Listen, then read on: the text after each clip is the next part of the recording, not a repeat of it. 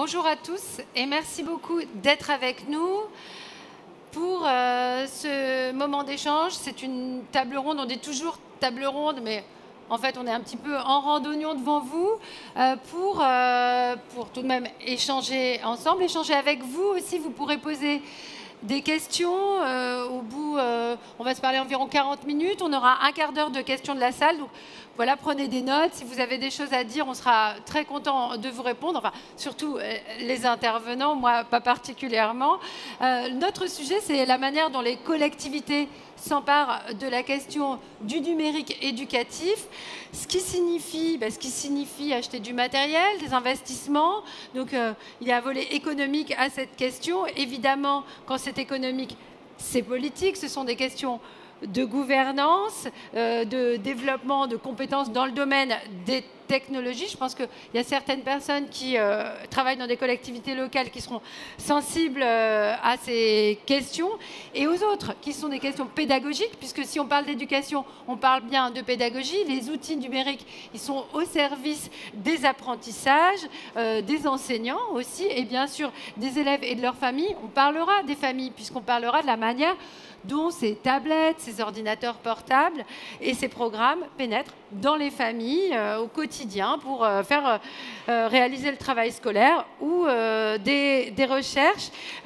Tout ce qui s'entremêle autour du numérique éducatif concerne la vie de la cité, et je trouve que c'est un sujet particulièrement riche et intéressant. Moi, je suis journaliste spécialisée dans le domaine de l'éducation. Ça fait donc des années que je couvre le développement du numérique dans l'éducation. On voit des changements. Je pense qu'on va entendre à quel point ces changements sont importants aujourd'hui à travers ce partage d'expérience. On n'en est plus du tout à l'achat pur et simple de matériel pour dire qu'on a fait quelque chose. Maintenant, c'est une politique éducative qui se développe. Alors, évidemment, on a des exemples plutôt dynamiques. On espère que les bonnes pratiques se répandront partout en France. Ça fera aussi l'objet de questions. Permettez-moi de présenter les différents intervenants. Après, je vais m'asseoir. Je vais d'abord saluer. Je vais le faire dans l'ordre alphabétique. Malika Alouani, bonjour.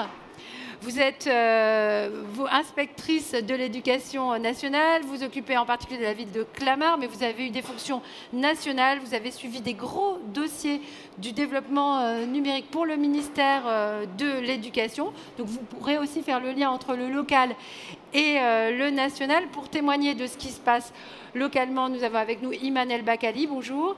Vous êtes maire adjointe à la ville de Clamart, déléguée aux affaires scolaires et aux projets éducatifs. Avec nous, Cécile Dumoulin, vous, c'est au niveau du département, bonjour, que vous agissez, puisque vous êtes vice-présidente, c'est écrit au-dessus de vous, déléguée au collège et au numérique scolaire au conseil départemental des Yvelines. Est-ce qu'on doit rappeler ici que les communes, c'est les écoles et les départements, c'est les collèges? Bon, si jamais il y avait des gens qui n'étaient pas au courant, on le redit. Avec nous également Stéphane Proust, bonjour.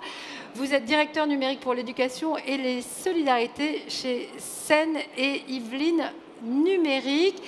Si cette conférence est organisée aujourd'hui au Salon de l'Éducation, c'est aussi parce que c'est sous l'égide de partenaires économiques qui sont Econocom. Econocom, c'est une entreprise qui s'occupe de développer le numérique avec les collectivités locales. Ça coûte de l'argent. Ça permet aussi à des entreprises de se développer. Donc, il y a de la recherche, du conseil, de l'achat de matériel, du déploiement et du suivi. Le suivi, je crois qu'il va absolument falloir qu'on en parle aussi. Ça compte beaucoup quand on parle de numérique. Et puis Apple, bon, bah, on connaît cette marque, donc pas la peine de s'étendre sur la question. Mais ça posera aussi évidemment la problématique de qu'est-ce qu'on choisit comme matériel, en quoi ça engage les collectivités auprès de tel ou tel fournisseur. Évidemment, on ne fait pas l'impasse sur ce genre de sujet. Je reprends un peu mon souffle, je m'assois. Et je pose ma première question. Et je commence avec vous, Iman El Bakali. Vous pouvez vous saisir du micro, vous pouvez baisser un peu votre masque. Moi, je vais remettre le mien. Et cette question, elle est toute simple. C'est quels sont les enjeux pour une ville telle que Clamart? Qu'est-ce qui s'est passé ces dernières années en termes de développement du numérique dans vos écoles? Si vous pouvez donner les exemples les plus précis possibles sur ce que vous avez acheté comme matériel, combien ça vous a coûté, quels ont été vos points principaux de réflexion? D'accord, très bien. Vous m'entendez? Oui. Donc à Clamart, nous avons, suite à la crise du Covid, constaté qu'il y avait une rupture évidente entre le monde enseignant et les enfants durant le confinement. Et fort de ce constat, nous sommes, et à la demande de Madame Alouani, inspectrice de l'éducation nationale, nous nous sommes penchés sur la faisabilité de faire un déploiement numérique complet avec un cartable qui serait donc numérique et attribué aux enfants dans les écoles, mais en commençant par les classes de CP et de CE1. Nous avons donc commencé ce travail en janvier dernier.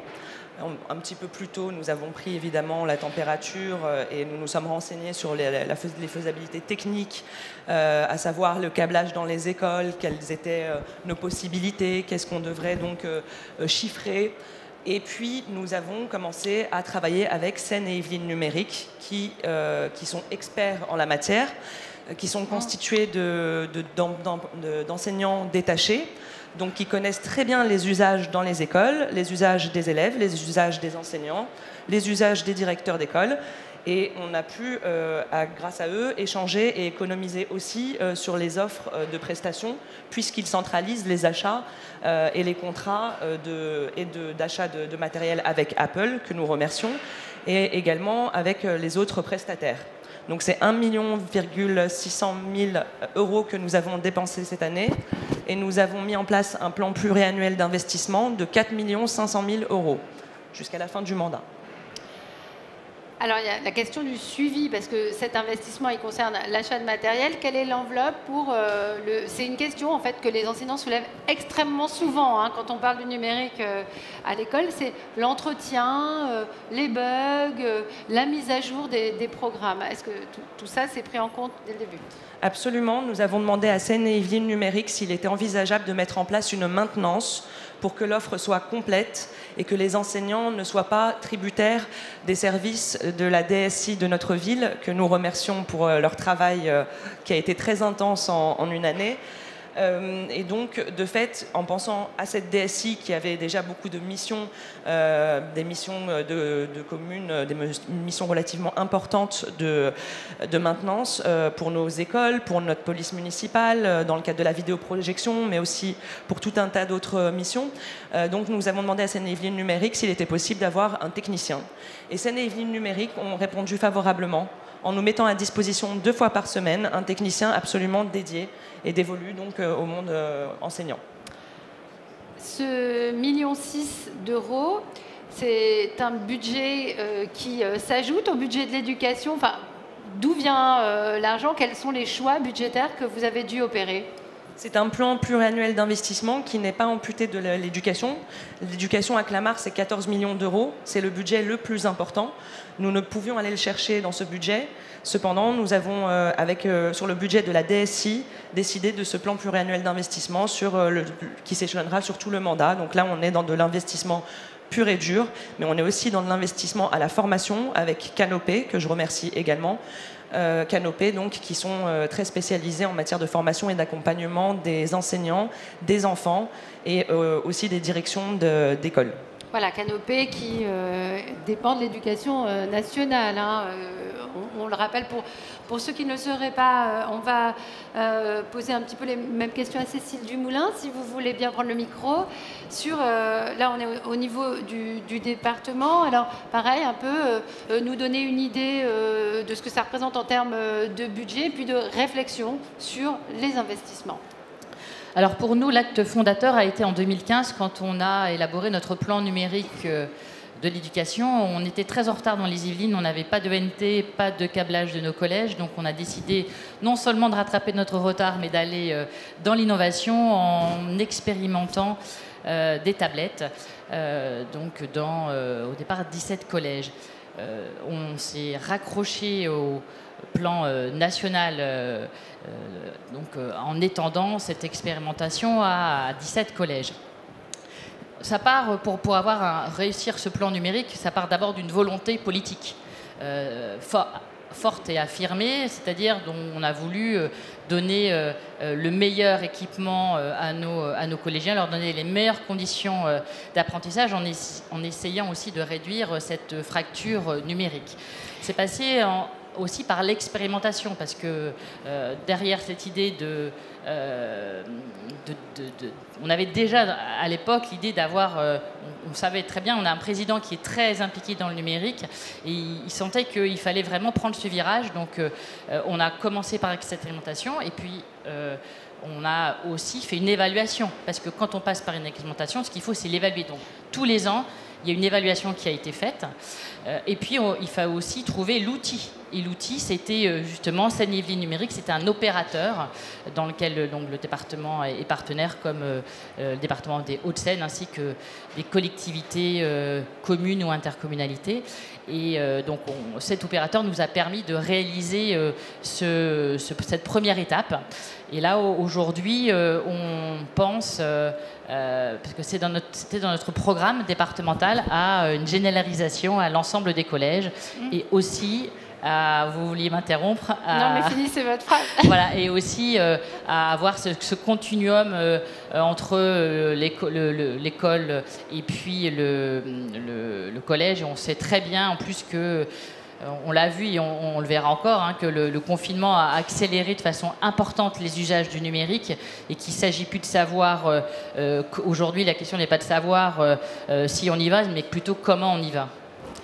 Comment avez-vous choisi les 17 collèges qui ont bénéficié de l'expérimentation et en quoi cette expérimentation vous apprend des choses sur la généralisation et la montée en puissance du programme? Qu'en avez-vous retiré? Ouais. Alors, ça me fait penser que j'ai oublié une condition nécessaire à la réussite d'un projet, c'est le partenariat. Ah mais on va y venir, parce que c'est vrai que j'ai parlé de la volonté politique, de l'outil, de l'expérimentation, du bilan, mais le partenariat est vraiment essentiel. Et donc justement, il y a un partenariat qui a été effectué à l'Éducation nationale pour repérer effectivement les collèges. Les collèges REP et REP+ ont été éducation prioritaire identifiés. Il y en a de mémoire 7, il y a les collèges ruraux et il y a aussi les collèges urbains. En fait, on a une représentation relativement homogène sur le territoire. Et que vous a appris cette expérimentation? Est-ce que vous avez pu repérer des points moins intéressants qu'il ne fallait pas généraliser? Qu'est-ce qu'on en retire? Parce que si vous le faites, c'est bien pour que la généralisation soit plus réussie. Voilà, donc là déjà, pour ceux qui sont intéressés par ce bilan, ils pourront le retrouver devant, et il y a un bilan assez exhaustif qui a été présenté lors des assises du numérique. Alors, déjà, 100% des collèges veulent poursuivre cette expérimentation. Ils ont dit surtout n'arrêtez pas. Je vous rappelle quand même que l'État s'est engagé sur cette expérimentation, et puis au bout de 3 ans, on a dit finalement on arrête. Nous, on a souhaité continuer pour aller jusqu'au bout, et aujourd'hui, les collèges ont encore continue sur cette dotation. Bon. Il y a des choses qui marchent vraiment bien. On s'est rendu compte que quasiment 90% des enseignants ont aussi ont acquis les compétences et utilisent la tablette dans leur pratique pédagogique. L'ensemble des enseignants sont dotés également, et puis les principaux évidemment. On a montré que les usages pédagogiques ont donné des compétences sur le travail en collaboration, sur l'autonomie des élèves. Les parents, plus de 2 parents sur 3 trouvent que leurs enfants apprennent mieux. Donc ça, c'est aussi important. Ce qui marche moins bien, parce que c'est aussi on est là pour parler des expérimentations. Donc, nous, on n'avait pas donné de tablettes à la vie scolaire. Maintenant, on va en donner à tout le monde. On récupérait les tablettes pendant l'été. Là, maintenant, on laisse les tablettes aux élèves en permanence. Et on a amélioré notre processus de réparation des tablettes. Ça, c'est extrêmement important. On a eu 3% de casse, à peu près, sur notre expérimentation. Et donc, du coup, quand les tablettes cassaient, il y avait un certain temps de latence avant d'avoir une tablette réparée. Donc ça, on a amélioré notre processus grâce à Seine-et-Yvelines Numérique en passant par un nouvel opérateur. Ça sera bientôt fonctionnel. Et qu'est-ce que je peux vous dire encore qui a été amélioré? Sûrement d'autres choses, ça me reviendra probablement, mais c'est un petit peu l'essentiel. On n'a pas répondu sur la question du budget et ce que ça représente en termes d'investissement pour votre département. Et moi, si vous me dites des millions, peut-être que je ne vais pas me repérer tout à fait, mais en termes de proportion, et puis d'où est pris, enfin même question que pour la ville de Clamart, d'où est pris ce budget? Donc on a, je ne vous ai pas dit, donc on a 10 000 tablettes pour 1000 enseignants, donc ça fait 11 000 tablettes pour un budget de 10 millions d'euros. Donc il y a eu aussi une participation en fonctionnement de Seine-les-Villes numériques, un poste et demi, et le reste c'est effectivement l'achat et la maintenance de la tablette. Donc, et comment est pris parce qu'on gère extrêmement bien les finances dans les Yvelines. On a un budget de fonctionnement qui est contraint et qui permet d'avoir des dépenses en investissement. Vous savez, l'État nous contraint à limiter nos dépenses de fonctionnement. On ne peut pas les augmenter tous les ans. Donc du coup, on a des possibilités d'investissement et on choisit de le faire dans ce qui nous semble essentiel. Et ce qui nous semble essentiel aujourd'hui, c'est l'éducation, parce que on prépare l'avenir de demain. Donc on reviendra à la politique, c'est un sujet qui m'intéresse beaucoup, mais on est là surtout pour parler d'éducation et on a évoqué la question du partenariat avec l'éducation nationale. Donc Malika Alouani, on va revenir vers les élus pour en parler, mais du côté de l'éducation nationale, quel est votre rôle finalement de guide, de conseil? On imagine bien qu'on discute avec les établissements et ça on va aussi en parler, mais le suivi, par exemple d'une inspectrice telle que vous, qu'est-ce que ça apporte? Qu'est-ce que vous vérifiez? Parce que j'imagine qu'il faut aussi que ça corresponde à des visées pédagogiques qui sont celles de l'éducation nationale, qui reste assez centralisée en France. Ce sont des objectifs nationaux.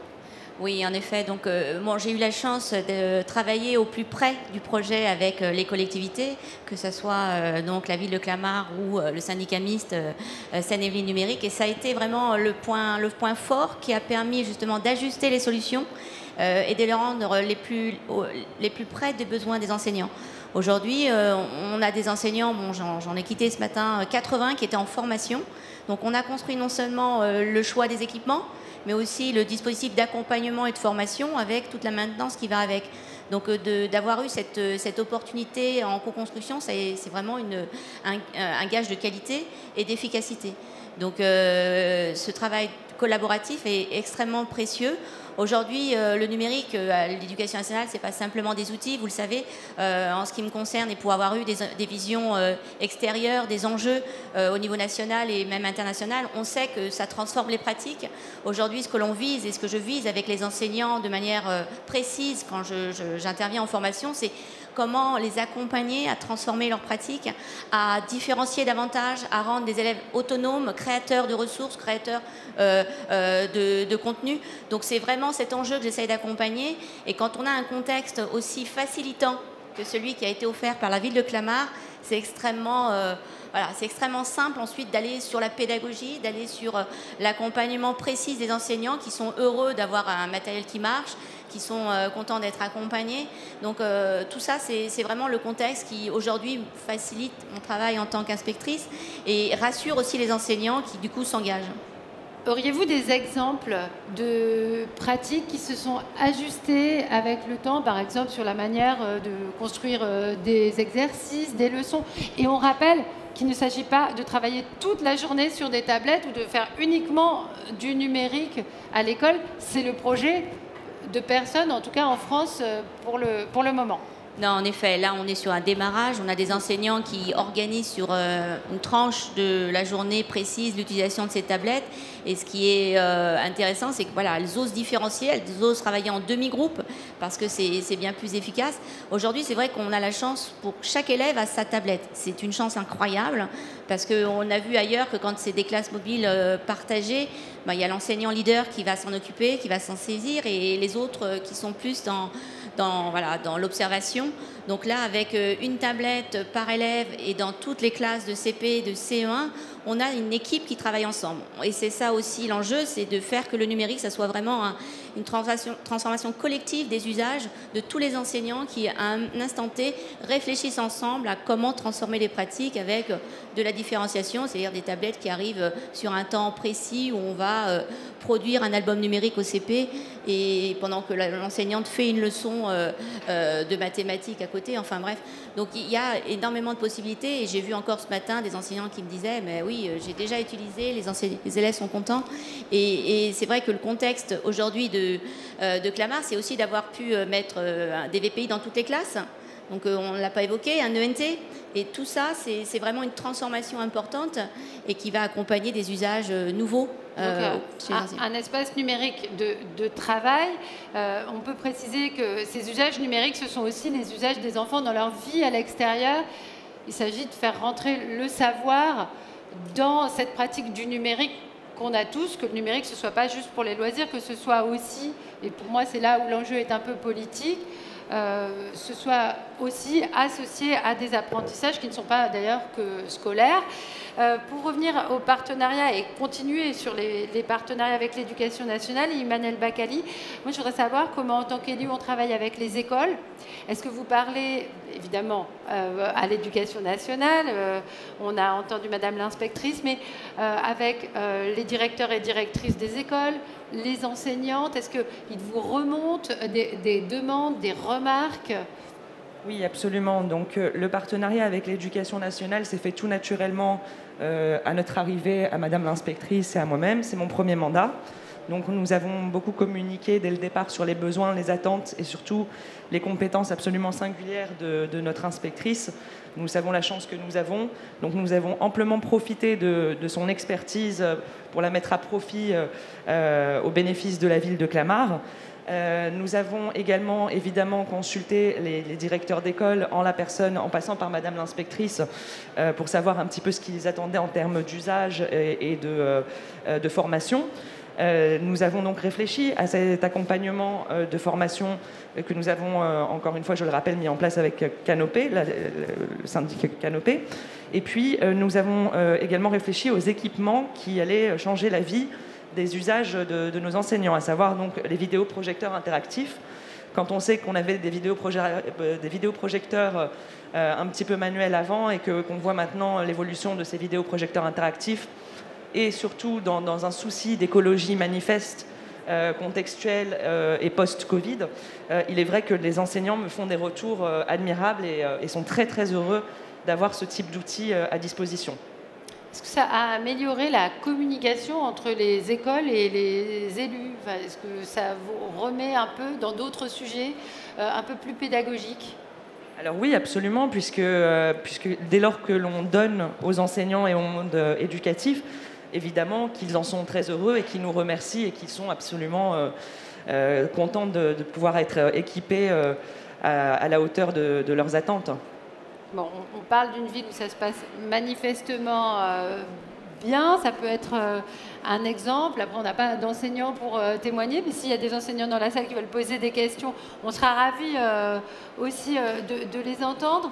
Pareil pour le département, Cécile Dumoulin, sur, vous l'avez dit, vous avez équipé la vie scolaire, c'est-à-dire les CPE. Qu'est-ce qui vous est revenu d'autre de la part peut-être des professeurs, mais j'imagine des principaux de collège, sur la manière dont les outils étaient pris en main par les équipes, les élèves, les familles peut-être, qui vous a permis de progresser, et puis quel dialogue en fait ça a engendré au niveau du département? Alors l'équipement de la vie scolaire, c'est dans notre futur plan qu'on est en train d'élaborer et qui sera probablement voté rapidement. Mais c'est ce qui vous est remonté du terrain. Voilà, donc ça nous est remonté du terrain. Alors on a les bilans qui sont faits régulièrement, donc qui nous permettent d'ajuster, des rencontres avec les référents numériques qui se font régulièrement plusieurs fois par an. Des rencontres avec les principaux aussi de collèges numériques qui sont faites. Donc vous voyez, on a vraiment plusieurs sources. Donc je vous ai parlé du bilan et j'ai oublié de vous parler de choses importantes quand on développe ce genre de projet. C'est La formation des enseignants, ça c'est vraiment essentiel. Et c'est vrai que c'est quand on a une académie aussi grande que celle de Versailles avec les Yvelines notamment, donc pouvoir justement apporter à chaque enseignant l'accompagnement dont il a besoin, c'est un vrai enjeu. Hein. Donc ça c'est le premier sujet. Le deuxième sujet, c'est le livre numérique, parce que un des aspects importants, dès lors qu'on a un équipement individuel par rapport à une classe mobile, hein, qui permet des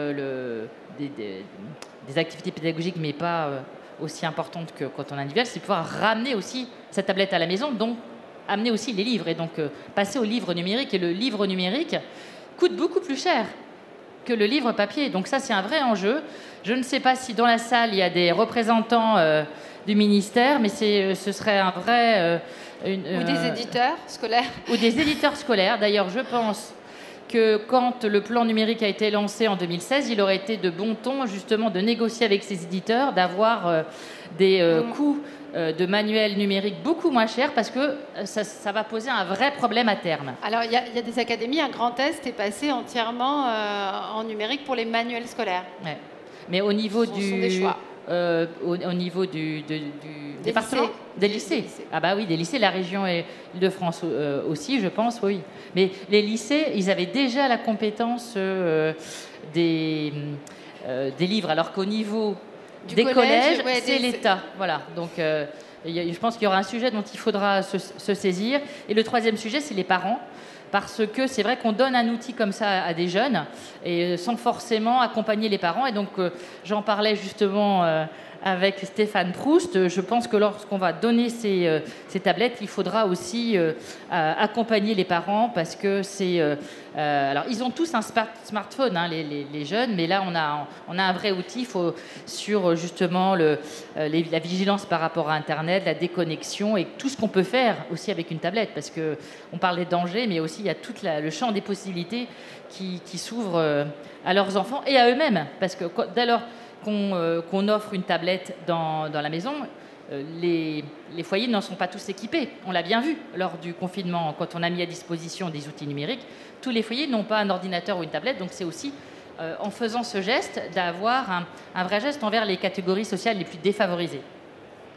Alors, Stéphane Proust, on ne vous a pas encore entendu. En fait, ce n'était pas la première question que je voulais vous poser, mais j'ai noté ce que je voulais vous dire. On va parler de parentalité numérique, puisqu'on y est venu. Je suis désolée, je ne peux pas remettre mon masque à cause du micro spécial dont on m'a équipé.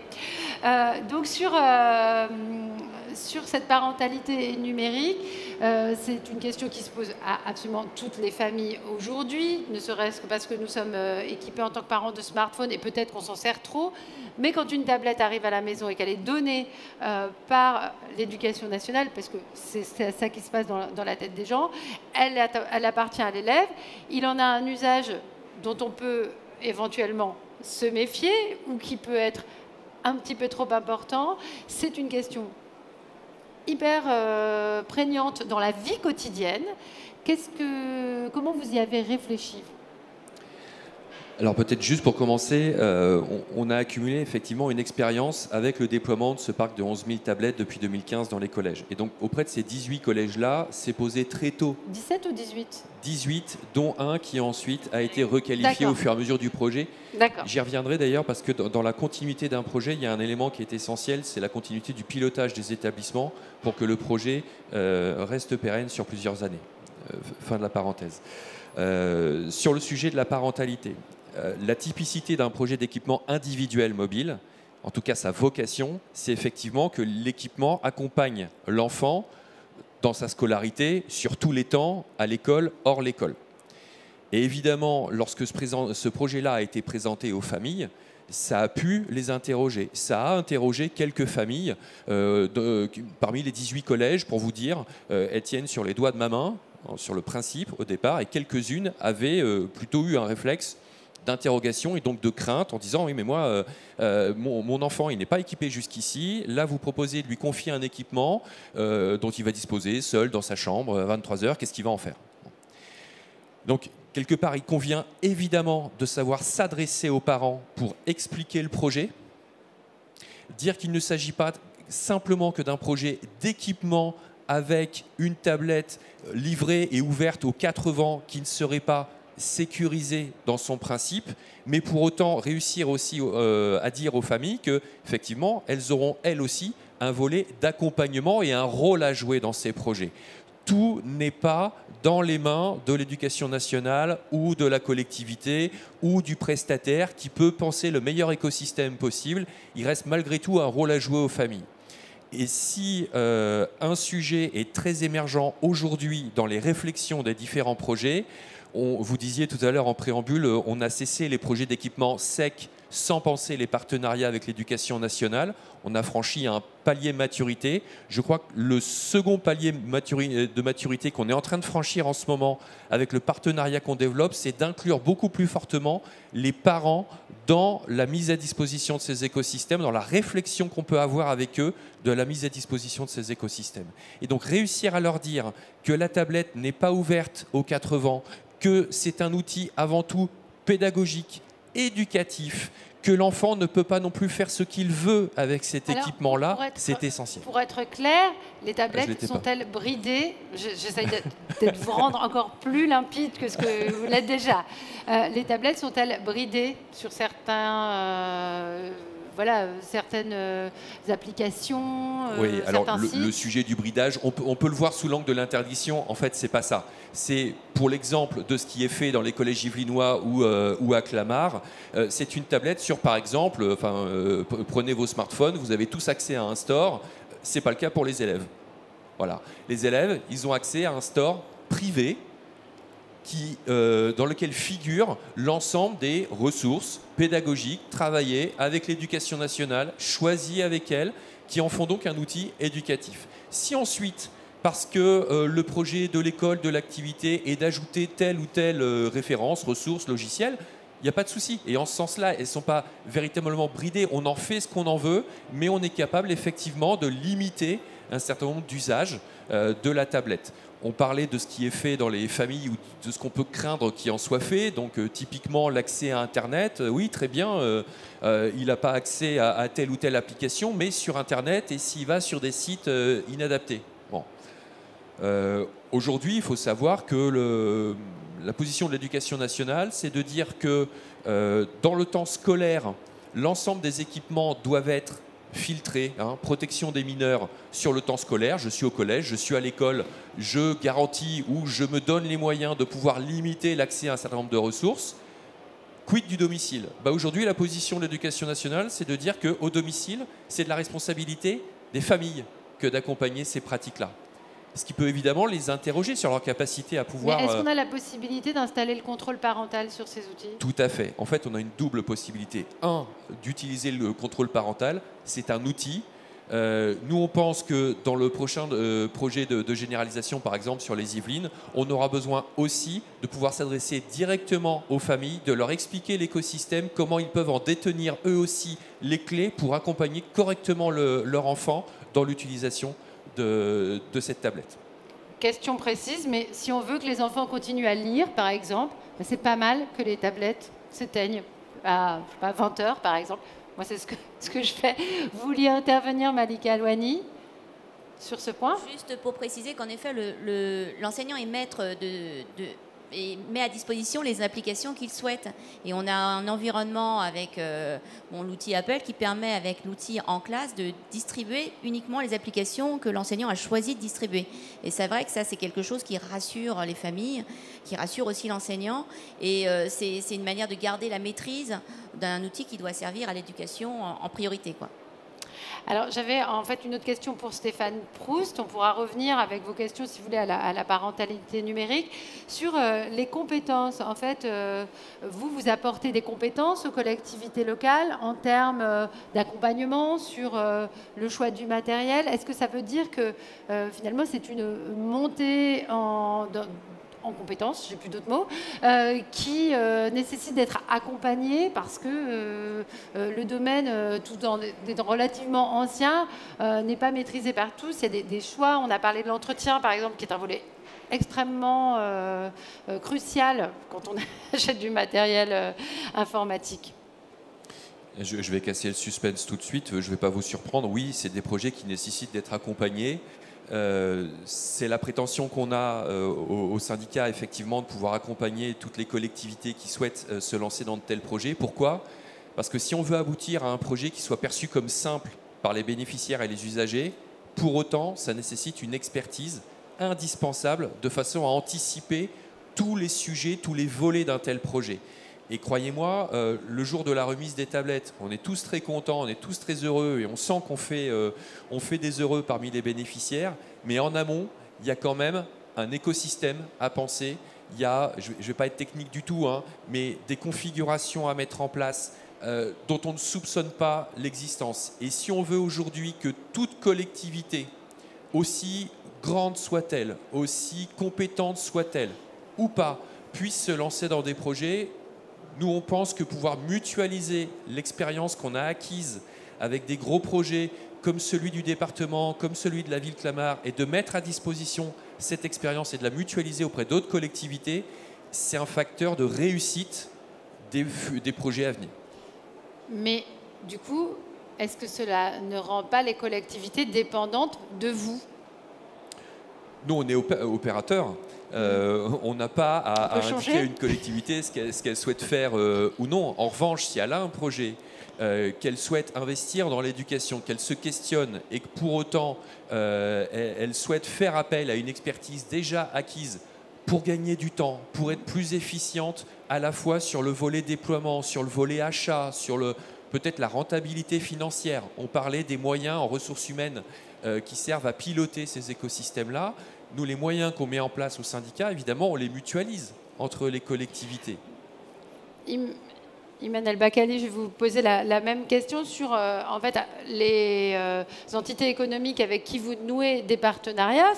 Ce sont des partenariats sur plusieurs années et en même temps, qu'est-ce qui se passe si on veut les casser pour une raison ou une autre ? Est-ce que ça ne crée pas une dépendance ? Et puisqu'on a parlé d'Apple, par exemple, si on achète des tablettes de cette marque, est-ce que la ville est condamnée à ne jamais changer de marque et à acheter toujours auprès ? Est-ce que ça vous rend client, pas pour l'éternité, mais pour une durée qui engage un peu sérieusement la collectivité ? Non, pas du tout, puisqu'on a eu le cas de figure avec un partenaire que je ne citerai pas, mais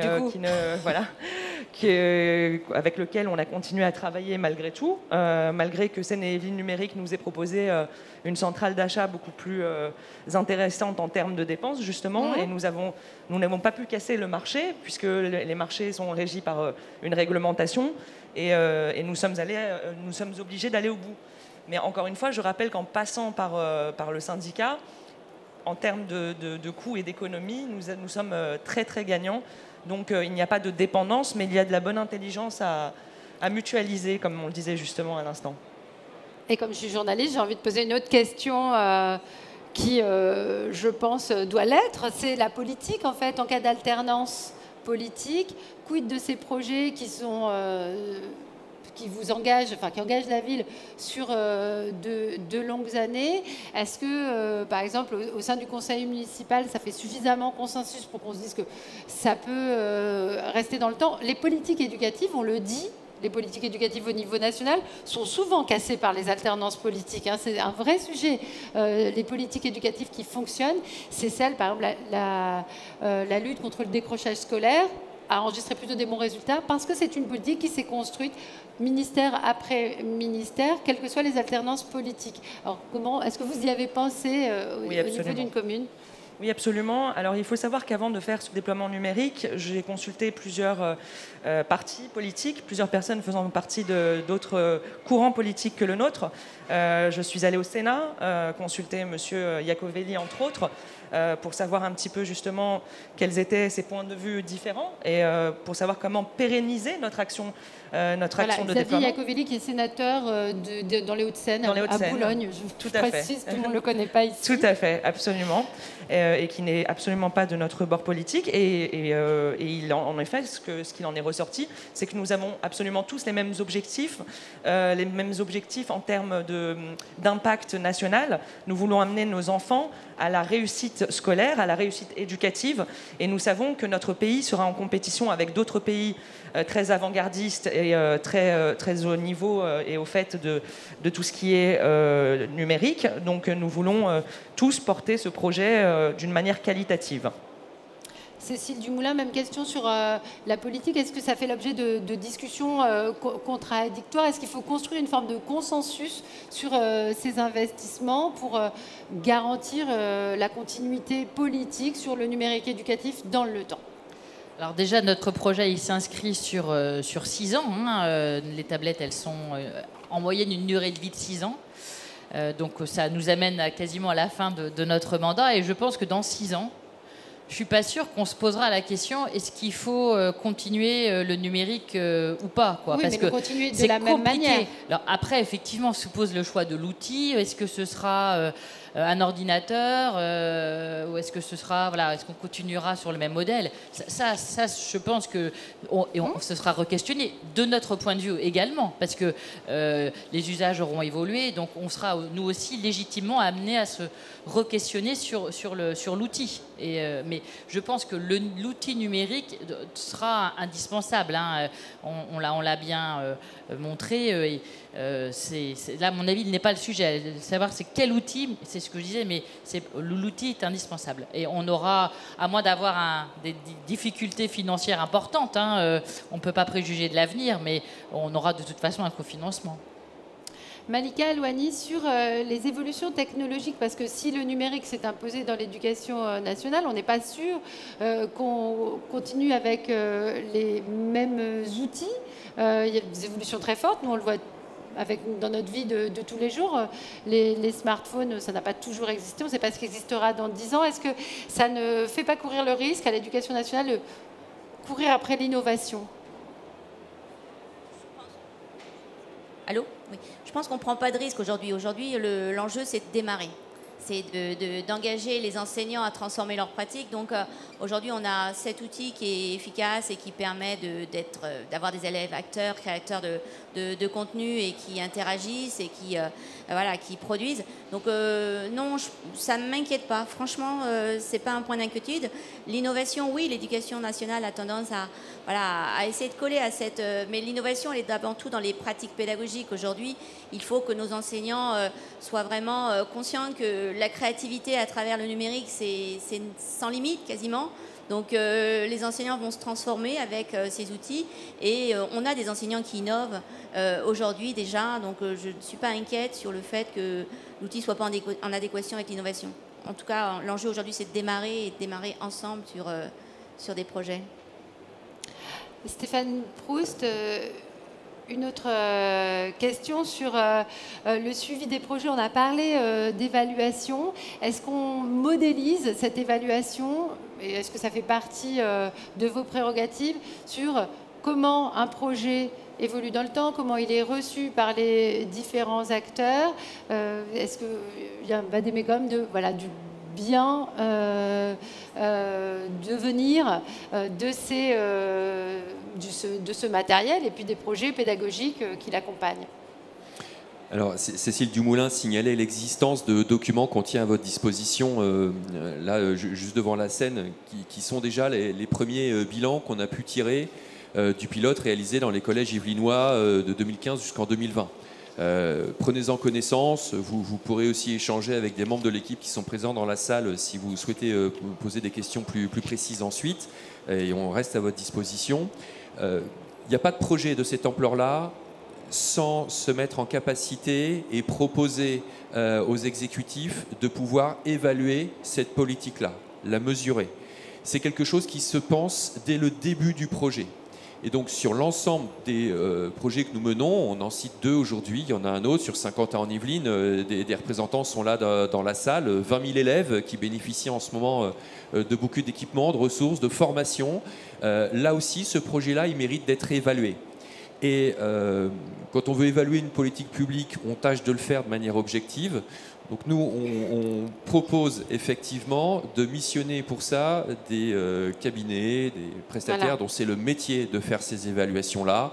de façon à Vous mesurer n'êtes pas jugé parti. objectivement la satisfaction des usagers, qui est un pan, mais également l'effet de cette politique et l'atteinte des objectifs au regard de ceux qui sont annoncés initialement. Voilà, le plan de 2015, c'était la transformation des pratiques des enseignants, c'était la montée en compétences numériques des élèves.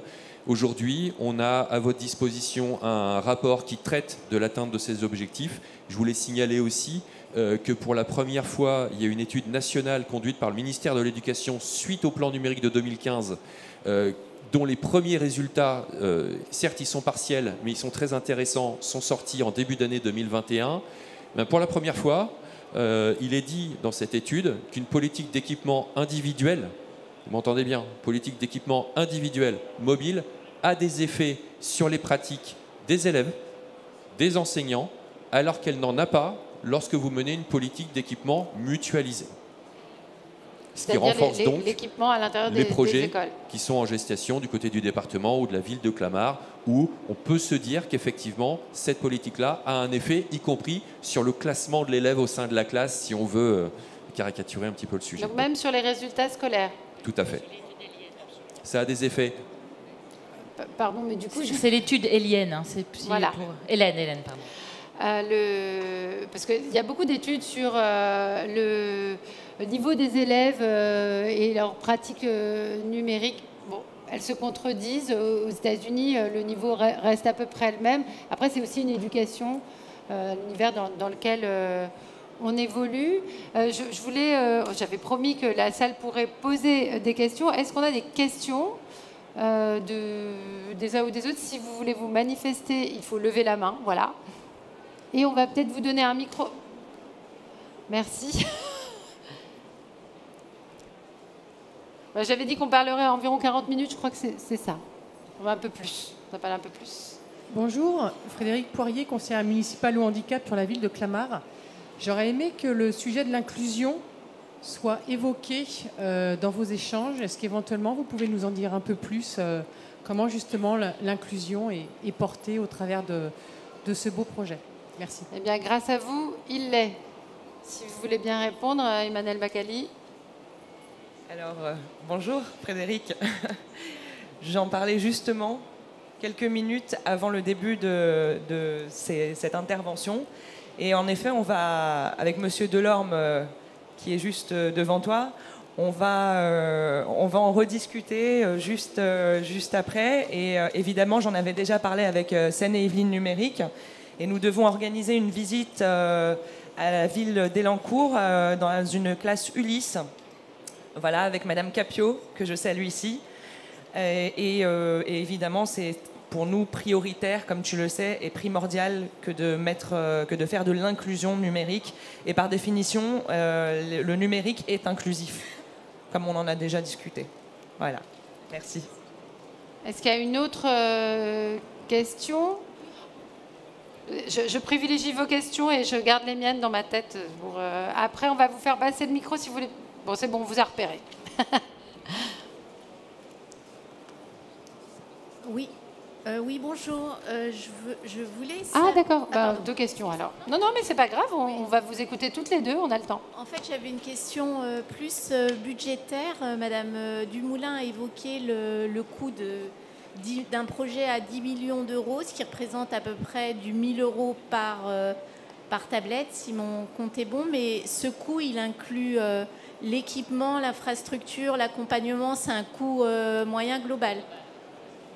Oui, d'accord. Vous pouvez prendre le micro, très bien, pour que tout le monde entende.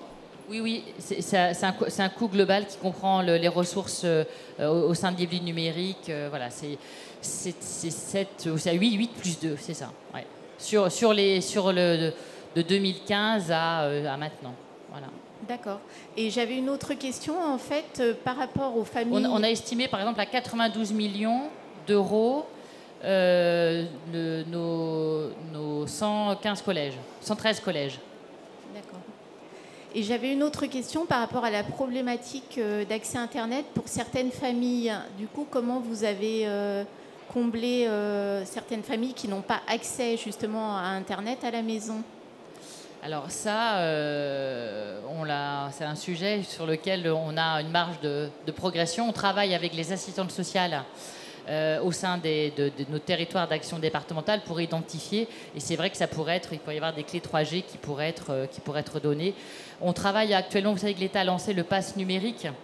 Et donc le Seine-et-Yvelines numérique s'est porté partenaire justement pour pouvoir avoir des passes à destination du public. Et ça, on réfléchit justement dans notre plan de déploiement à pouvoir faciliter justement cet accès à Internet.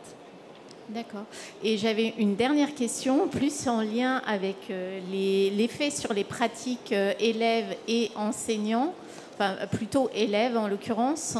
C'est effectivement, si on constate l'effet positif de la tablette individuelle sur les pratiques au niveau des élèves, mais est-ce qu'on sait évaluer en fait, est-ce que c'est lié à l'usage à domicile ou plus à l'usage en classe en fait, cet effet sur le pratique? C'est-à-dire que si on imaginait un dispositif où on aurait un dispositif de tablette individuelle mais qui resterait dans l'établissement, est-ce que l'impact il serait quasiment le même ou pas? Stéphane Proust. Non, effectivement, ce qui est mesuré et j'allais dire prouvé pour la première fois dans cette étude, c'est toute l'opportunité que cet équipement il reste disponible au domicile. Pourquoi? Parce que l'élève il peut poursuivre son apprentissage, parfois le terminer. Je rebondis sur le sujet d'inclusion, on en parle dans le rapport d'évaluation.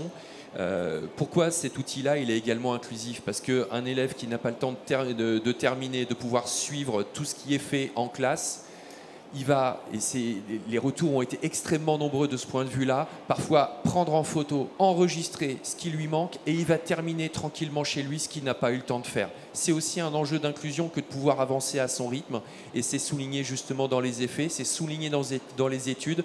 Donc si ces effets-là sont mesurables et ont une influence sur les élèves, c'est parce que l'équipement il reste disponible également sur le temps privé.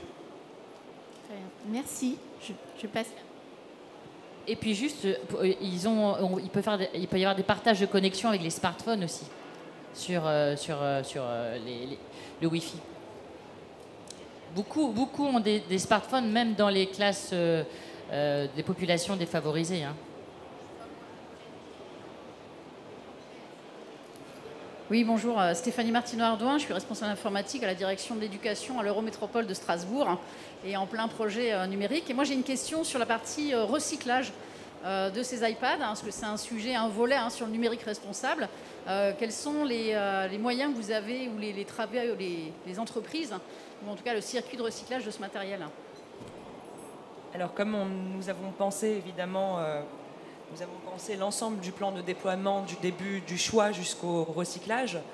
Nous avons conventionné avec une association de personnes qui sont en demande qui sont en précarité d'emploi et qui vont s'occuper de recycler les tablettes afin d'en créer d'autres. Ça a été une question primordiale dès le début du déploiement. Merci. Je vous remercie pour cette question extrêmement intéressante. Stéphane Proust, est-ce que vous conseillez aussi les collectivités, parce qu'on a parlé de suivi, mais pour aller jusqu'au bout de la démarche. Puis là, on parle de matériel, c'est un peu plus massif que des individus, mais déjà, on se pose la question à titre individuel sur ce thème du recyclage. On sait les accompagner sur, alors ce ne sera sans doute pas les seuls, mais 3 grandes pistes de recyclage, puisque vous le qualifiez comme tel. Soit effectivement, on propose à l'issue de la durée de vie de l'équipement dans le projet une reprise de cet équipement pour qu'il soit reconditionné puis mis à disposition de tiers, qui ne sont pas en relation avec le projet. Et on sait le faire. On le fait même en ce moment même avec une partie de la flotte des tablettes qu'on décommissionne des collèges yvelinois. On sait aussi les mettre à disposition, c'est-à-dire les réformer par nous-mêmes, effacer l'ensemble des données qui sont dessus, pour les proposer à des familles que sélectionne le conseil départemental, la ville, et dont ils souhaitent faire bénéficier finalement de cet équipement-là auprès de foyers qui ne seraient pas équipés, qui en auraient besoin. Et puis par ailleurs, je rebondis, c'est une réponse indirecte. Les projets qu'on accompagne et l'écosystème là qui est mis à disposition, il permet déjà d'utiliser cet équipement durant 6 ans. Si on le compare à la mise à disposition d'autres projets, ou si on regarde un petit peu le cycle de vie des parcs informatiques des collèges, en général, on est plutôt sur des rythmes de renouvellement à 5 ans. Mine de rien, on a déjà 20% de temps en plus avec l'écosystème mis à disposition, et 20% de temps en plus, c'est quand même du temps gagné sur ces sujets-là, même si évidemment il faut les avoir présents à l'esprit. Donc 3 pistes, le reconditionnement, la reprise par le constructeur, celle d'un reconditionnement et la mise à disposition de tiers, et puis celle d'une cession auprès de publics souhaités par les collectivités. C'est vrai que c'est extrêmement important, le recyclage, on a tout ça à l'esprit. Nous, au niveau du département, on recycle les ordinateurs en prenant exemple sur ce que faisaient aussi les Hauts-de-Seine. Et aujourd'hui, on les donne à des collégiens qui n'ont pas ces ressources. Donc, si les collégiens ont d'ailleurs entre un ordinateur tablette, c'est pas la même chose. Donc, c'est vraiment une politique pensée dans son ensemble et avec au cœur le développement durable. Ouais. Alors, en attendant une autre question, moi j'ai une question assez importante sur les données. Comment est-ce que les données des familles et des élèves sont protégées? On assiste à de plus en plus de hacking aussi. On l'a vu avec demande de rançon. J'espère que ça ne va pas arriver ni à l'éducation nationale ni à des collectivités concernant la gestion informatique. Mais en tout cas, ça pose une petite question sur la sécurité. Stéphane Proust, cette question est pour vous, évidemment. C'est gentil. Oui, alors la sécurité, une réponse globale sur un sujet aussi vaste. La protection des données, peut-être, déjà. Déjà, les données des élèves et des Voilà, l'écosystème qui est mis à aussi. disposition, il est là pour aider les élèves à produire. Malika Alouani le disait tout à l'heure, hein, c'est un outil de production. Évidemment, dans les enjeux de formation des enseignants, un des sujets, c'est très bien, je produis, je dois donc stocker. Où est-ce que je dépose ces créations-là? Et les créations, elles n'ont pas forcément intérêt à rester stockées d'ailleurs seulement sur la tablette. Elles peuvent être déposées ailleurs et suivant l'écosystème retenu par la collectivité, et on voit bien comment les briques peuvent s'imbriquer les uns les autres. Pardon, pour la petite répétition.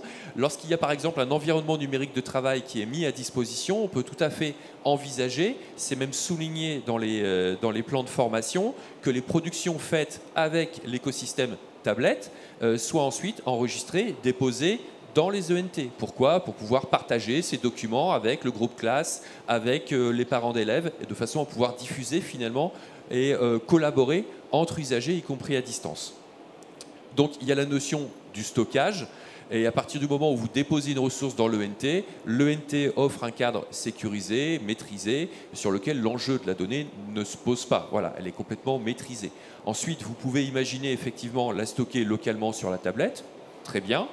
Ce qu'on sait garantir par l'expertise acquise, c'est que le jour où la tablette change de main, parce que par exemple elle était dans les mains d'un élève de 3e qui va quitter le collège et que puisqu'elle n'a pas encore atteint sa durée de vie, on va la reconditionner et la mettre dans les mains d'un élève de 6e entrant en collège l'année suivante, eh bien on maîtrise évidemment les procédés de remise à zéro des équipements de façon à ce qu'il ne subsiste aucune trace de données et d'utilisation personnelle. Elle arrive comme si elle sortait de sa boîte, j'allais dire, en restant complètement sécurisée. Sur les sujets de hacking, d'usurpation ou de cybersécurité, l'écosystème qui est mis à disposition, je ne l'ai pas beaucoup dit tout à l'heure, je l'ai sous-entendu, il est évidemment sécurisé. Quand Cécile Dumoulin parlait de 3% de casse, la casse, je peux vous assurer qu'elle est essentiellement due aux tablettes dans le sac, dans le cartable, qu'on va lancer sous le préau entre midi et 2 pour filer à la cantine. On n'est pas sur du vol. On n'a pas de sujet de vol. Pourquoi? Parce qu'il se sait très vite que l'écosystème qu'on met à disposition, on ne peut pas prendre la tablette, l'effacer, la hacker pour l'utiliser à titre personnel. On sait les géolocaliser si besoin, on sait les transformer en briques si besoin. Et tout ça, c'est des messages importants qui sont passés aux usagers également et qui sécurisent les parties prenantes dans le fait qu'elles ont affaire à un écosystème maîtrisé. Et à partir du moment où on sait les bloquer, les effacer, etc., eh bien, on protège également les données qui seraient contenues dedans. Ensuite, sur les sujets de cyberattaque, c'est l'opportunité pour moi de vous dire qu'effectivement, c'est un sujet de préoccupation des collectivités. Il y a eu des exemples récemment de collectivités qui ont pu subir des déboires avec du piratage de leur parc. Et voyant ce sujet-là, voyant parfois la difficulté pour les collectivités à organiser une réflexion et mener une politique autour des enjeux de cybersécurité, on réfléchit actuellement du côté de Seine-et-Yvelines Numérique, effectivement, à monter une offre, à la proposer pour accompagner les villes, les intercos, les départements pour relever leurs défis autour de la sécurité de la donnée. Je suis attentive aux mains qui se lèvent. Je pense à une autre question, puisqu'on parle de cybersécurité. Moi, j'ai passé au cyberharcèlement, au harcèlement tout court, parce que la vie numérique, c'est la continuation de la vie normale, la vie scolaire, si on parle des enfants qui sont aussi des élèves. Et est-ce que on peut imaginer, est-ce qu'on l'imagine déjà, qu'il y a une sensibilisation des élèves, des familles, des enseignants et des enseignantes, évidemment, à cette question du harcèlement en ligne, on n'a pas forcément besoin du matériel de l'éducation nationale pour le faire, mais puisque là, il est question du matériel fourni par l'école, il faut peut-être aussi en reparler. Je vous invite à prendre un micro, Malika Alwani. Oui, alors l'éducation aux médias et l'information, elle fait vraiment partie des enjeux d'accompagnement, de la mise à disposition de ces outils. On ne peut pas accompagner ces outils sans sensibiliser à des gestes nécessaires de protection de soi, de protection de l'autre. Le 18 novembre dernier, c'était la journée contre le harcèlement. On a mené avec la ville de Clamart de multiples actions. Donc la sensibilisation, elle est quotidienne. On y est très attaché et l'entrée, c'est vraiment de construire à l'intérieur de la classe des usages raisonnés, de montrer qu'un réseau social, ça peut être utile d'une certaine manière, mais qu'il y a des limites, qu'il y a des règles, il y a une charte d'utilisation que l'élève doit signer lorsqu'il s'engage à utiliser notamment le numérique et les outils. Donc on sensibilise à la fois les élèves, les parents, dans l'usage justement éclairé du numérique avec ces chartes qui sont là pour servir de garde-fou entre guillemets et conditionner les pratiques. Et il peut y avoir justement sur les tablettes des applications qui peuvent justement donner avec des avatars pour se rendre compte du cyberharcèlement. Donc, enfin, vous voyez, la tablette peut être aussi un outil de communication via l'ENT. Je pense qu'il y a le message qui est porté par l'Éducation nationale qui doit être relayé par les collectivités pour porter jusqu'aux parents et aux élèves. Que ce soit aussi un univers où on aborde ce sujet. Iman El Bakali. À Clamart, on en a vraiment conscience, on sensibilise, comme vient de le dire Malika Alwani, nous sensibilisons énormément à ce fléau qu'est le harcèlement en général. Nous allons recevoir très prochainement Amanda, la jeune fille que je vous invite tous à aller regarder sur YouTube, sur Internet. Elle a fait un très joli clip sur le harcèlement qui s'appelle Harceler. Nous allons la recevoir, elle, ainsi que son producteur et l'auteur ou l'autrice, c'est un grand débat, mais l'auteur du livre Marion, 13 ans pour toujours. Nous les recevrons vraiment très prochainement. Nora Fraisse, qui a écrit sur la question, a monté des maisons de Marion qui sont des endroits où on peut s'informer sur le harcèlement. Ça concerne les élèves, mais aussi les enseignants, les familles. On a aussi des informations juridiques pour répondre. Voilà, je l'ai reçu récemment dans mes fonctions journalistiques et c'est quelqu'un d'extrêmement intéressant sur le sujet. Tout à fait. Donc on l'a en tête.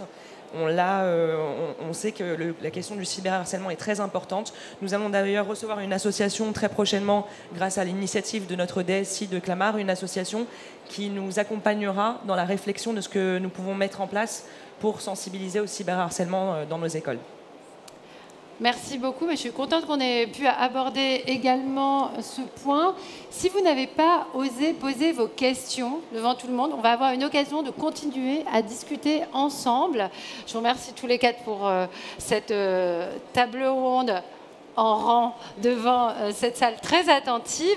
Donc on peut continuer à se parler pendant un petit cocktail déjeunatoire qui est organisé par Econocom et Apple. Et on vous donne rendez-vous, attention là, il faut être hyper attentif, en salle 735, 736 et 737. Je pense que c'est du coup la même salle qui réunit ces trois espaces. C'est au 3e étage du bâtiment 7. Ça veut dire qu'il faut sortir et prendre des escalators. J'essaie de donner des explications les plus précise possible. Je ne sais pas complètement où c'est, mais moi j'ai compris parce que j'ai vu les escalators en rentrant dans le bâtiment.